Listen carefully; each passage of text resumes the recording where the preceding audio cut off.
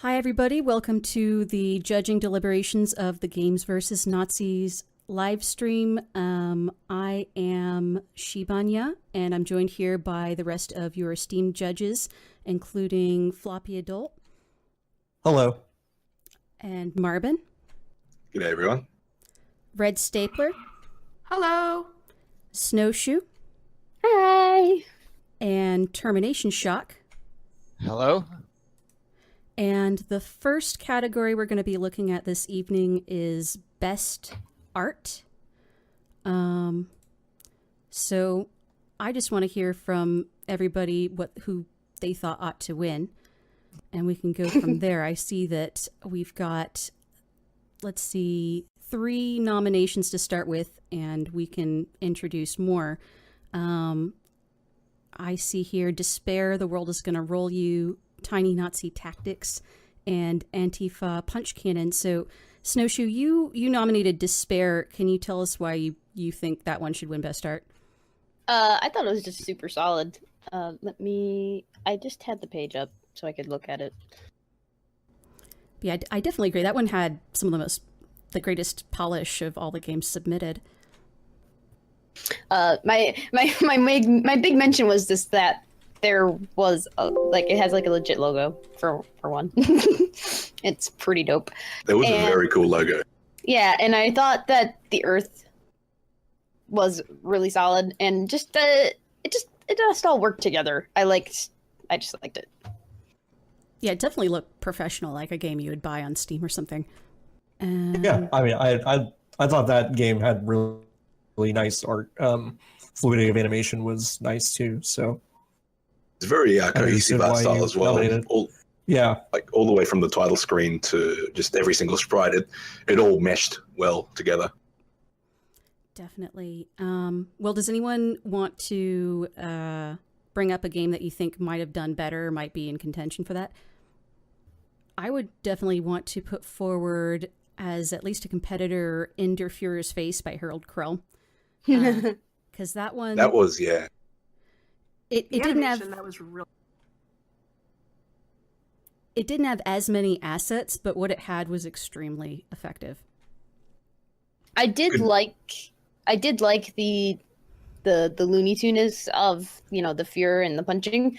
I just thought that it wasn't. I didn't nominate for that because it wasn't. It was just kind of not quite where my level is, and maybe I have higher expectations. But sure. I just compared to Despair. Despair was just much more visually appealing than In Der Fuhrer's Face. Yeah, In Der Fuhrer's Face had a very nice animation, but it felt a little bit sparse to me. Like, it gave you as much information as you needed, but, I mean, art-wise, it's a very juicy punch, but that's, I mean, as much as I could see out of it. For me, it's a very visceral punch, but I think it's probably better under the best punch category. All right. Yeah, if you look at the two of them, if you look at Despair, it has nice backgrounds in addition to the characters in Der Fuhrer's Face. Well, it's got the great characters in there. Your background is really plain. I mean, like you said, it's just basic. It gives you basic what you need, and it's really nice in doing that. But it doesn't have anything else in it. And then Floppy Adult, you nominated Tiny Nazi Tactics. I did. Yeah, I think I'll say this. Like, I will probably not breathlessly defend any of my games for best art in my block, just because I don't know. I didn't even nominate anybody in best audio because I didn't super enjoy anything that I heard in my block. But for Tiny Nazi Words. Tiny Nazi Tactics. I enjoyed the simple sprites. I enjoyed the fluidity of animation. I enjoyed aspects of the background that you can kind of hide behind. It was kind of an interesting mix of stuff. I don't know if I liked it as much as some other games from other blocks in terms of art, but out of my block, I thought it was at least the most technically impressive. The big issue is that the spawn point of projectiles is basically like everybody's toes, which probably honestly could have been fixed in the time frame that they had. But I mean, the fluidity of animation, it was kind of a peppy art style which like lent itself well to the action oriented nature of the game. So in that respect, I thought it actually did the best job. But other games from my block like didn't have a ton working for them. So I don't know. I don't want to say Tiny Nazi Tactics was a default win, but it was also like maybe less impressive than some other stuff I saw. Well, I may be getting confused, but I also think the art from Tiny Nazi Tactics was from Open Game Art. I'm not too sure. Ah, okay. I mean, that might explain how good they got the sprite animation like in a week, because it was really bouncy. I don't know, but that would be my nomination. And well, I think we're pretty much in agreement that Despair, The World is Gonna Roll You, has the best art.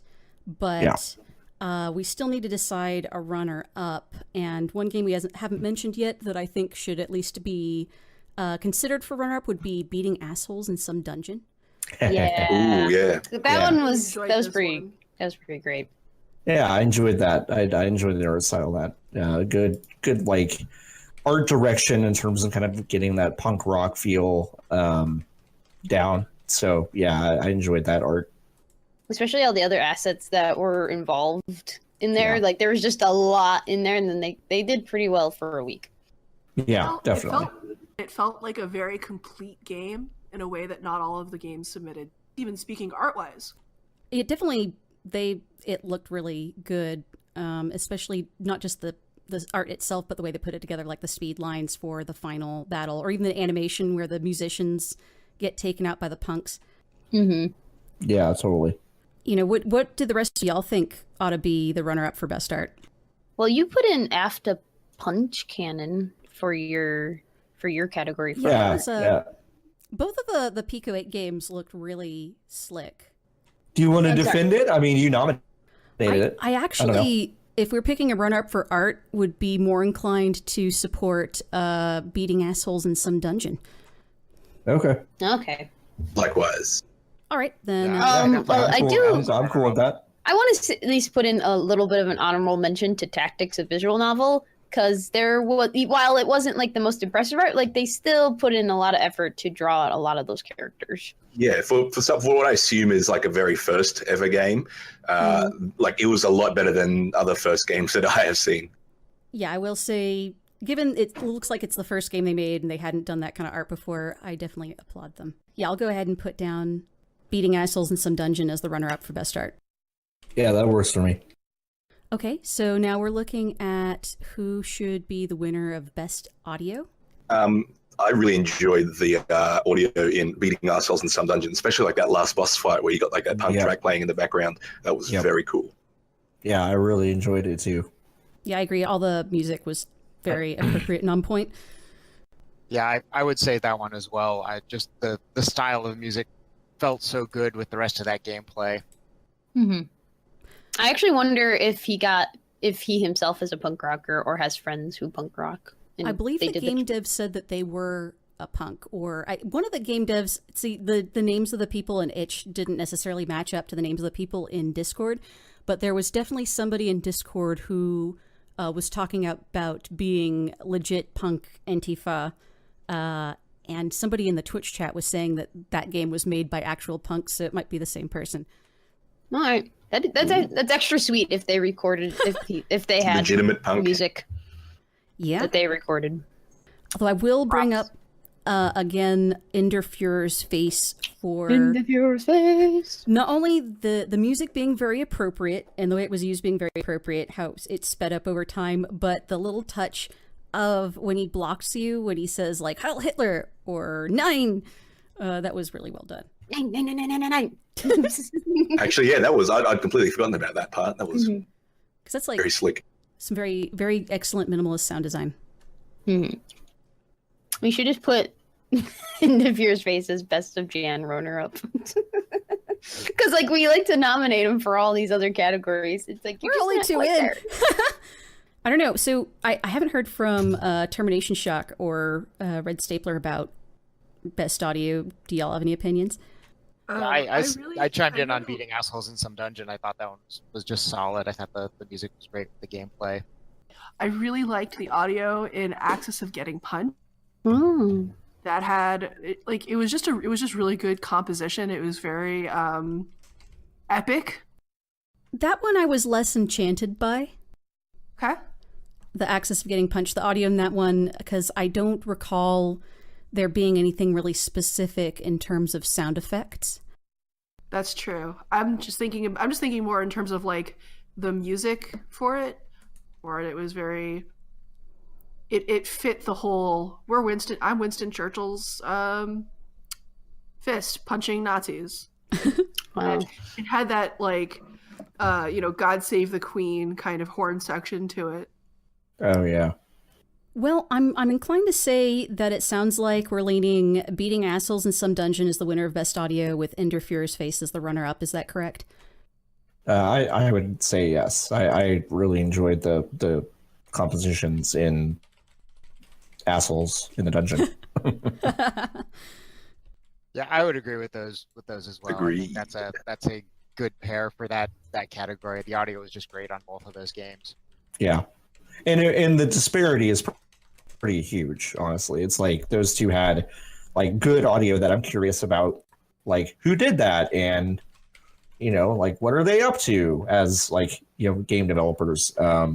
And a lot of other stuff just didn't really put any attention onto that, which like is not surprising. I mean, audio is really like one of the last things that a lot of devs think about. So.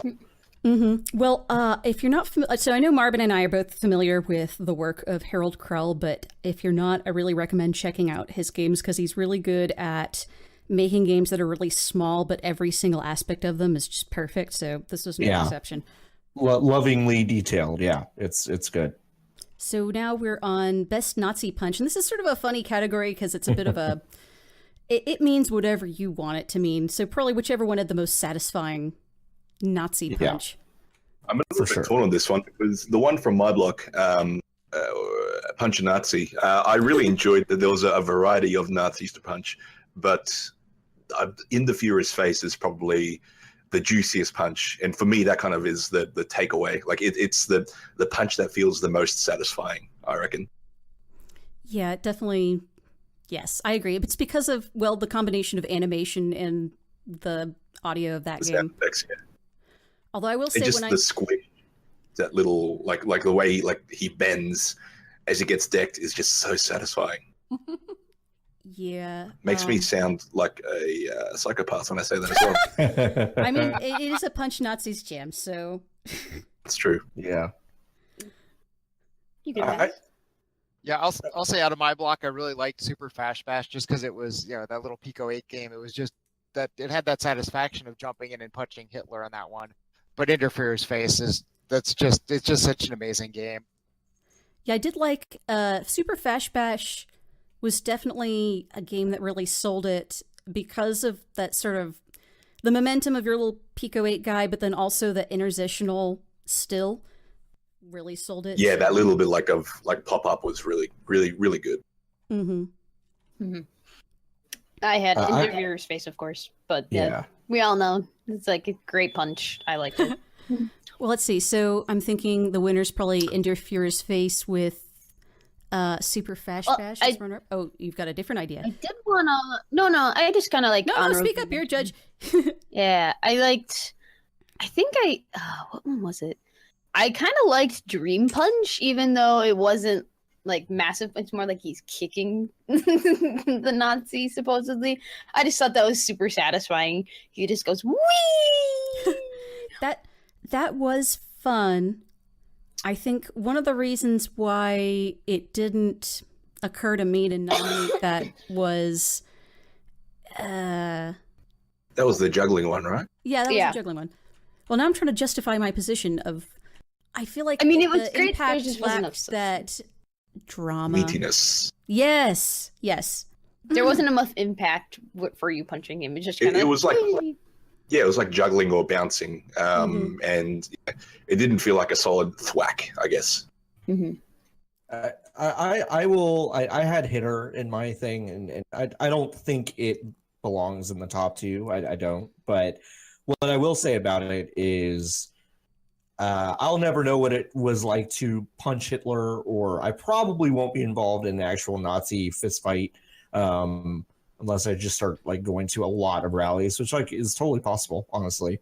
But I don't hit very hard, so it's probably best left to other people. But in terms of putting me in a position to punch the closest thing in my vicinity, which are tweets from awful people. That was actually really sad. That was really satisfying. I can agree with that. It was like it feels like the thing I can do now. You know, it's not like a fantasy. It felt really good to actually do that to something that I see every day. So probably a better pitch for when you get to Best of Jam, but I did think that visceral physics punch of punching this like shitty tweet was really fun. You also had that mechanic of knocking one into another.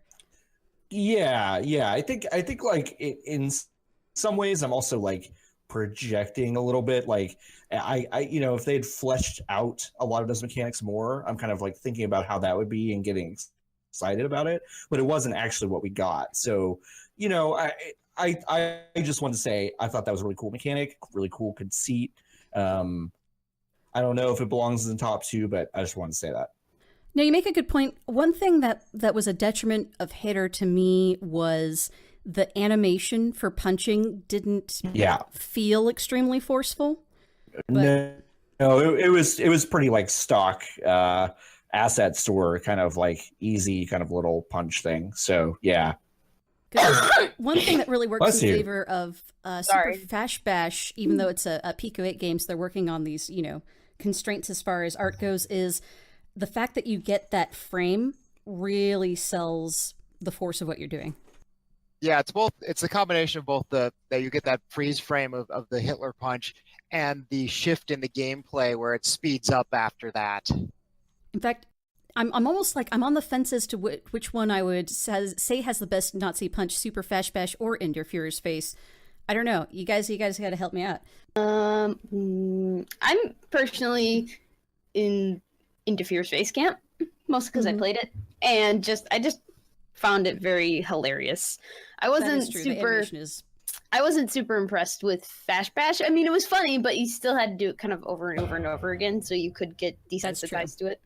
I think the controls in Super Fash Bash, where everything felt kind of slippery, kind of detracts from the feeling. Like it feels really good when you get like a good run up and you got the momentum going, and you just run up and you just collide with Hitler. But I feel like in the Fuhrer's Face just made every single punch feel more meaty. Whereas in Super Fash Bash, if you just approach like really slowly, it still counts as a win condition. That's a good point. But it's not as satisfying. So I think I would say the same. I mean, in Fuhrer's Face, it was just generally a more satisfying game. Some of that's because it had more ability to do stuff. But we're talking about what is the best Nazi punch, and it's not necessarily which one had limitations on it. Even if it had limitations, the better game is the better game, right? Yes, I think it's clear that the winner of best Nazi punch is Ender Fuhrer's Face. So there's a German word, Backpfeifengesicht. Bless you. That's amazing. Backpfeifengesicht means face in need of a fist, and Ender Fuhrer's Face absolutely has Backpfeifengesicht. Like that art is just perfect for that. And it really sells the impact as well. All right. So yeah, Ender Fuhrer's Face, definitely winner of best Nazi punch. Who is our runner-up? Is it going to be Super Fash Bash, Hitter, or some other dark horse that appears last minute? I do have a couple more honorable mentions. All right, go for it. Because everyone had a little bit of everything. That's true. I really loved the moment in Let's Punch a Nazi, the Twine adventure, where he just punches him randomly. The character. While you're deliberating the morality of it, yes.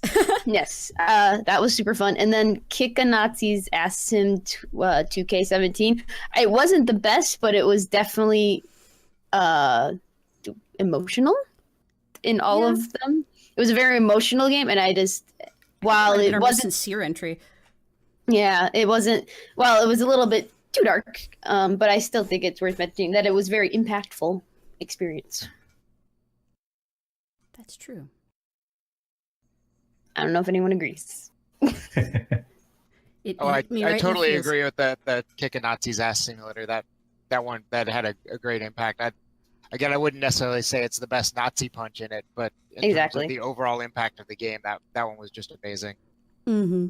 That's the kind of game that you'd see in like a 7th grade Holocaust class, like a history class about the Holocaust, where that would be like the kind of game where you're like, okay, we're going to talk about the morality of punching Nazis, and then you play that game, and it just sort of felt like the sort of game that I would have played in my 7th grade history class about the Holocaust. Do you mean that in a good way or a bad way, or in a good way? In a good way. It felt because it just there was a gravitas to it. It's definitely the other games didn't really have. It was just sort of, it was very clear that designer had an aim of making you think about this as opposed to, let's punch some pixels. Yeah, it's definitely an emotionally manipulative game, and I don't mean that in a bad way because, any good author intentionally tries to manipulate, the way the viewer feels. But yeah, they definitely had an agenda, let's say. That's not a bad thing either. I don't know, guys. I'm still leaning towards, okay, so runner-up. I'm between Fash Bash and Hitter. Anybody else have input on that? I think Hitter for the reasons stated before, just that it feels very emotionally satisfying to wreck some tweets.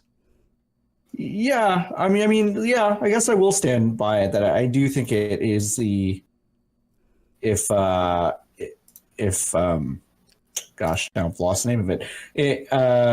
The one we were just talking about, Interferer's Face. Interferer's Face. Yeah, it's like if that represents like one end of the spectrum of like, okay, I'm punching Hitler. Like Hitler is kind of like the more immediate, visceral response to the stuff that we're dealing with kind of every day. So I don't know. I feel like it's a good representation of every way to punch a Nazi. So yeah, maybe I would say that's number 2.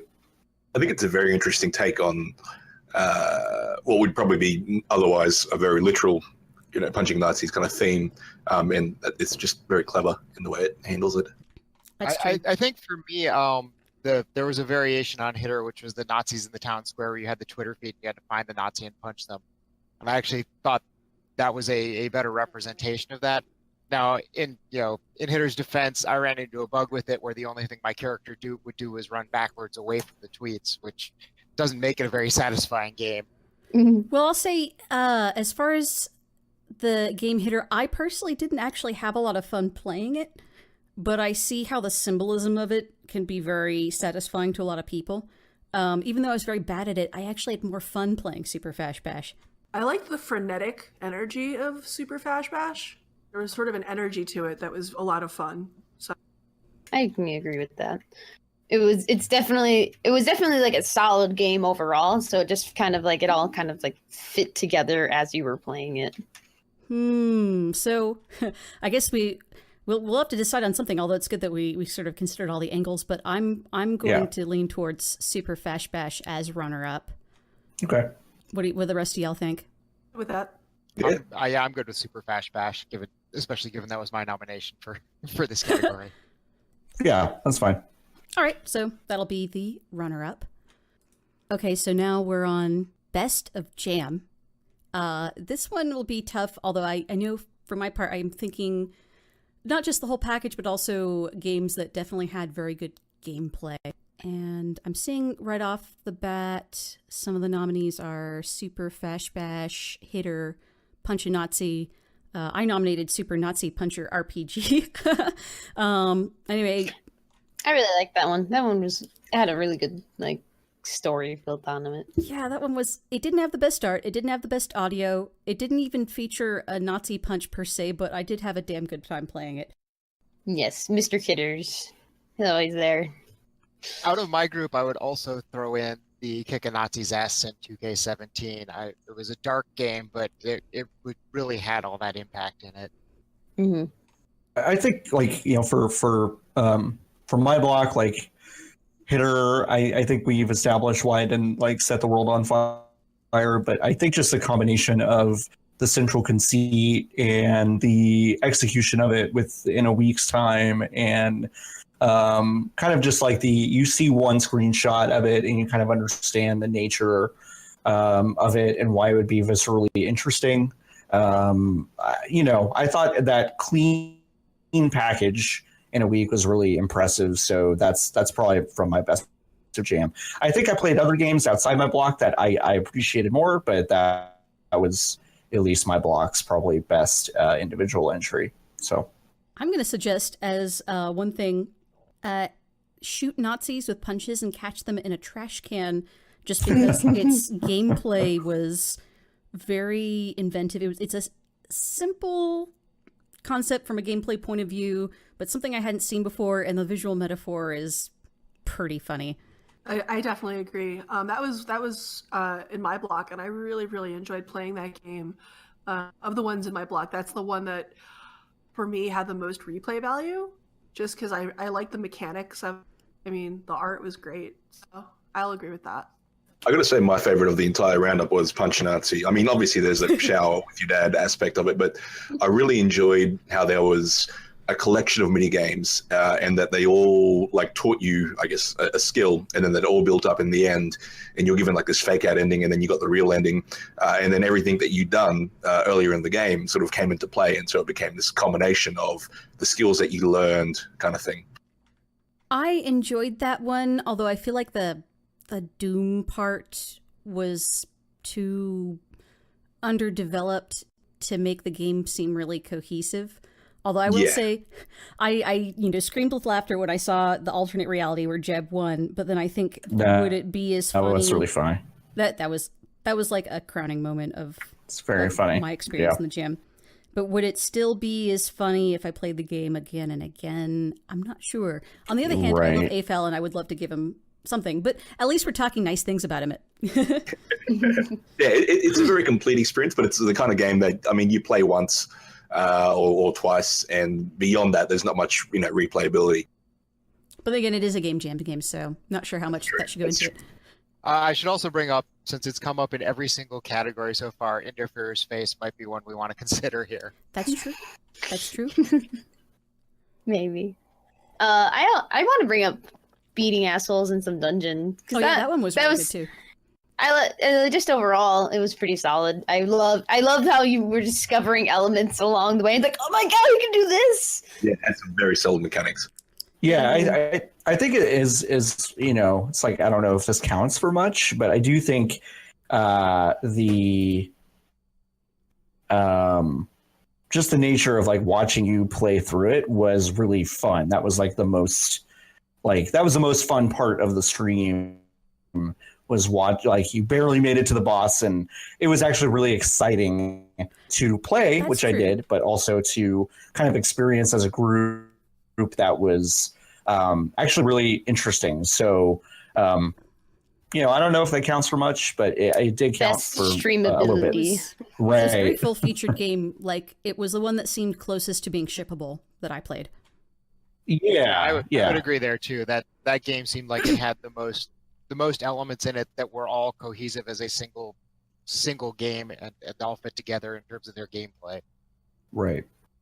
Yeah, actually, I do feel like I support that one for Best of Jam. Yeah. Yep, I do as well. Likewise. All right. So Best of Jam is beating assholes in some dungeon, which means that let's see, Best Audio is End Your Fuhrer's Face. So cool. And that means, just to review, the Best of Jam is beating assholes in some dungeon. Best Art is Despair the World is Gonna Roll You. And Best Audio and Best Nachi Punch is End Your Fuhrer's Face. Yeah. Woo. Awesome. Yay, we did it. We judged all the games. Good job, everybody. Yay, judging. High wing. High wing. Yes. And good job to everybody who entered in the jam. I'm sure we'll have more jams to come, so I hope everybody enters in all of those as well. Yeah, I couldn't tell if you were saying jams or games, and so like my brain just processed that as James as one word. James. James. Can we make the James game jam? We could do that, but only if we allow gyms to enter too. Jimmy as well. Jim James, Chim Chim Charu. Santiago. All right. Stop it. I think, all right, everybody say goodbye. It's time to say Bye. Bye. Bye. See yous. Congrats to the winners. Thanks for listening to our Thanks for playing. blabbers.